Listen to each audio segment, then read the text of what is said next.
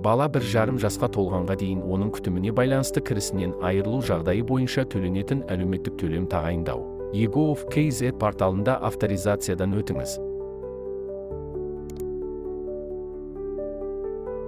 Басты бетте азаматтарға отбасы, қамқорлық, қорғаншылық, қолдау бөлімін таңдаңыз.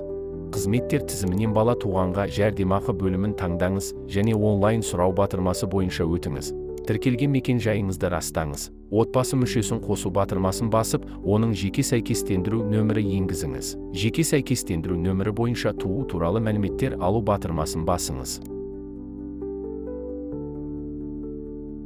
Жәрдемақы түрін таңдап, әрі қарай батырмасын басыңыз. Банкты таңдап, шот түрін белгілеңіз.